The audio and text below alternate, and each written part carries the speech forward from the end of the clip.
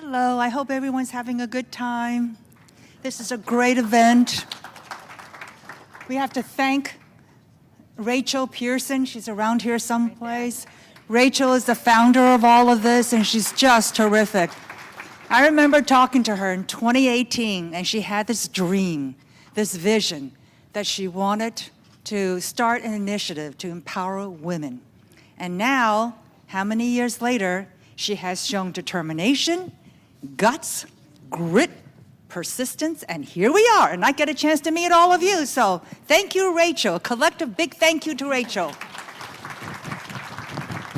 And you've got a great staff. Toby and the staff did a great job. Very, very professionally done. Speaking of grit, persistence, that leaves us perfectly to Secretary Elaine Chao. Thank you so much for obviously being here and sitting down speaking with us. Her very long biography, CV, is in your binders. That comes with age. Don't worry. But this fact stands out to me. The longest serving cabinet member since World War II is this woman right here. So we're going to talk about the state of women in the workforce right now. And I work at Bloomberg, so I love data. And last month, the latest jobs report shows that women have finally caught up to men in terms of pre-pandemic levels. So it took women 1 whole year to get where men are back in the workforce. Given your experience working in government, working in the private sector, where do you think the state of women and women in the economy are right now? I think women are having more opportunities than ever before, and for a variety of reasons. Women are getting more educated, better educated, higher educated than before, and also against their male colleagues, number one. Number two, the pay gap between men and women is closing, and the pay gap came from a variety of factors. Number one, if you are at a job for a longer period of time, you have longevity, you are going to get more pay, and more importantly, you're going to accrue pensions, benefits, more than someone who comes in and out of the workplace and workforce. So if you are, someone who's starting a family, you will interrupt your career several times or maybe one time, and that has an impact on your salary progression, your accumulation of your pensions and benefits. I think the workplace, hey, how are you? Someone who worked with me. We worked together. So these are considerations which I think the employer is beginning to understand, and especially in this tight market, is learning to adjust. Third thing, I'm going to bring up something unpopular. Go for it. That's why you're here. But you're a person who deals with facts and data, and I do as well. One of the reasons that women have had a harder time during the pandemic, in terms of pay, in terms of jobs, is because the schools were closed. Now, we understand why the teachers during the pandemic had fears, especially elderly teachers and professors at colleges, about opening up and a classroom. But for young children, there was no childcare and there was no school. So that forced women, who are primarily still the caretakers, care providers, not caretakers, so English is my second language, to withdraw from the workforce. And then when both men and women, the husband and the wife, are both laid off, or when they can't come back, it's still primarily the man who comes back to work first, because primarily the man still works and earns more than the woman. So from an economic sense, in the family, it still made sense for the guy to go back to work and for the woman to stay at home. So not having the schools open had a tremendous impact on women and their ability to go back to work. I'm glad you brought this up, because I actually wrote it down. Because of this disproportionate factor on women, Right. When you hear policymakers now talk about if they have to plan for, people are talking about there could be, say, another pandemic. How does the government deal with potentially not shutting these schools? Because this was a huge reason why women lost their jobs during COVID and why it took them so much longer to come back rather than men. We're so resilient and so flexible, as a workforce and as an economy. We'll find our way. I mean, who would have thought at the start of the pandemic, first of all, you had told us it was going to be 3 years. I don't think I would have lasted. I would have just zoned out, man. I moved during the pandemic, so yeah, life did go on. But we were told it was only 3 more months. Okay, I can deal with 3 more months or whatever. So we will learn to adjust. But what clearly is happening is there are 11 million vacant jobs in this economy. The unemployment rate is very low. It's below full employment of 3.6%. And so employers, during this time, even though the recession could be coming and it could shift the power balance between employers and employees, workers still have a great deal more leverage. And so employers have to adjust. So, people will learn. They'll open up the schools. They'll have shields and perhaps physical barriers, clear physical barriers. People will have protective garments and protective, headgear, whatever. I think we've learned a lot, and we can keep everyone safe. Schools open, schools close. Some of these kids are not in school age yet if you're a working mom. Yeah. And childcare is so expensive in this country. And economists will point to other nations around the world that have much more affordable childcare. How do you see the government playing a role in potentially helping people solve this problem? I think this problem can be solved not only by the government, but with the private sector as well. So right now, the private sector has comp time. If you are, and actually people want comp time sometimes more than increased pay. They would rather have time off. So if they worked over 40 hours a week, the excess can be moved over and they can get it in overtime, or they can get it actually in time off. Now, Alice is over there. She knows a lot about this. Alice is an expert in pensions as well. So you can ask Alice about all this pension stuff. She and I worked together at the Department of Labor in the latter part of, I think, 2006, 2008. We were just young pups then. But I think childcare, there's another point. I'm going to say something, another thing that's rather unpopular. I think childcare is very, very expensive now because of all the regulations. Now, we want adequate, appropriate regulations that protect our children.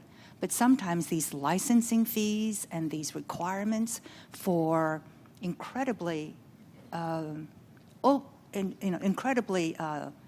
educated people may not be necessary for a certain type of childcare.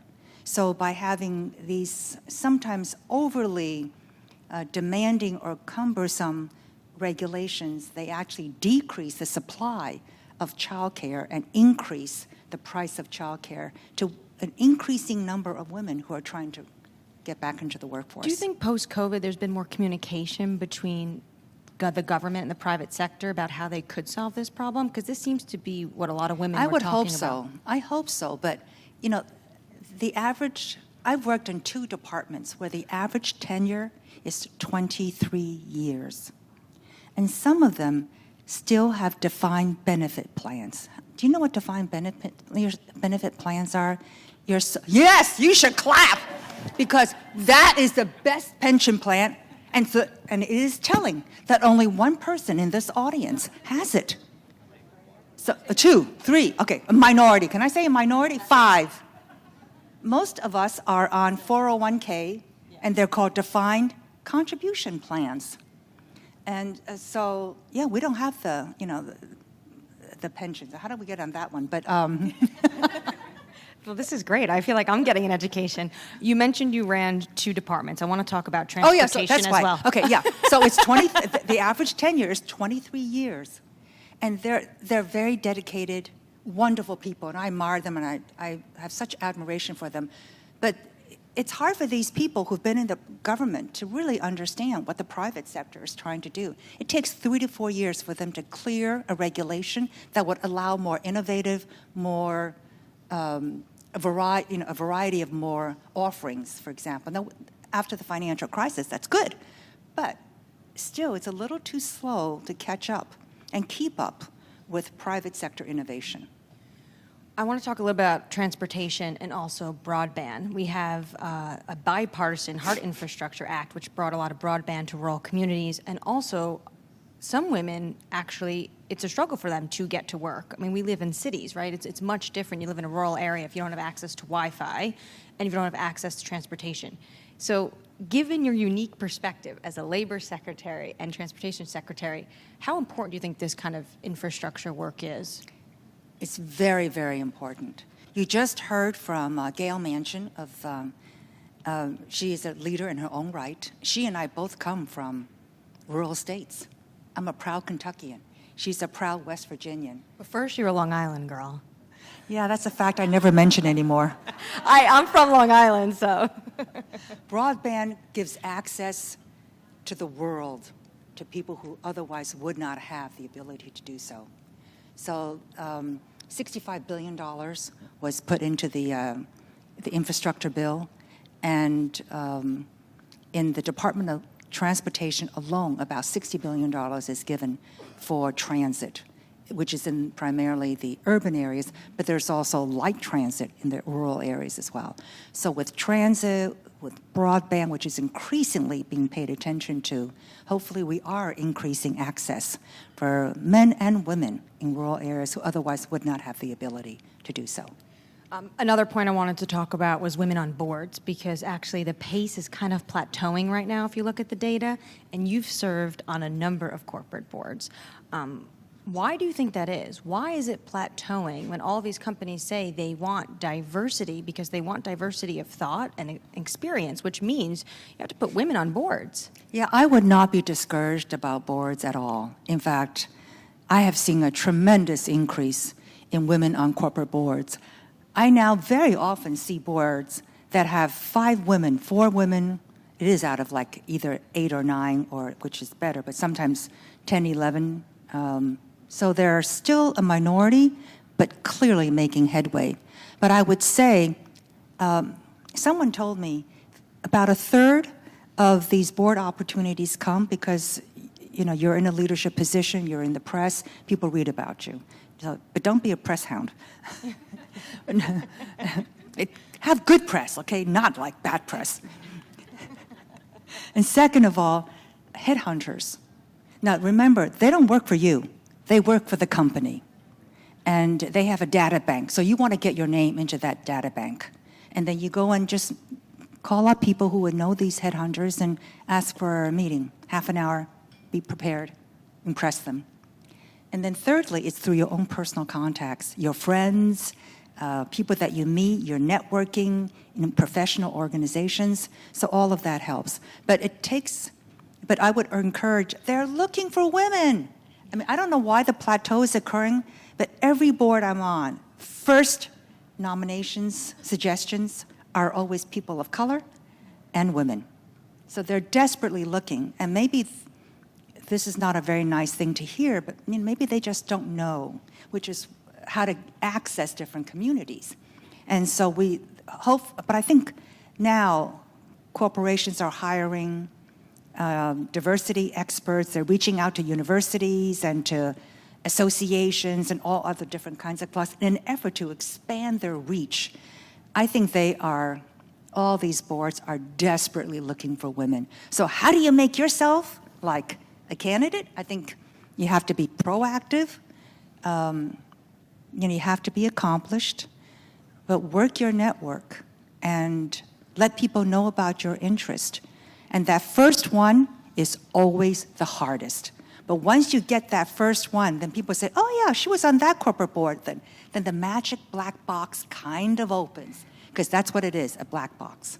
I spoke to a woman once who said when she's asked to be on a board, she says, if I'm the only woman, it's a no, because I'm not the token woman. No, she can't do that. Well, she says, I'm here for my national security expertise and my cyber expertise. Absolutely. So that's why I'm here, not your token female. So find another female that has an expertise. I don't even find that an attitude these days.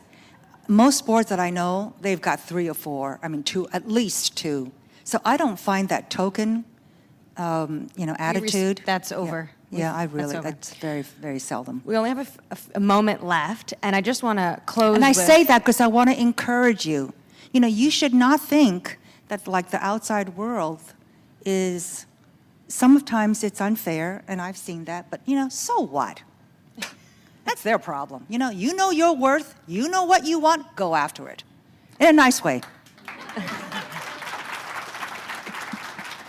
So I just have one more to close. So you've worked under President Reagan all the way through President Trump. I think it's fair to say you've seen challenging situations, difficult bosses. How do you have the resilience in these types of situations? Well, I'm an immigrant. I came when I was 8 years old. My father was he grew up in a 8-family village. That's it. And how he managed to arrive in America, he became the youngest sea captain at the age of 29. He took a national examination in Taiwan that was 4 days, and he scored #1, broke all the records. He left his homeland, China, at the age of 21, never having a chance to say goodbye to his parents.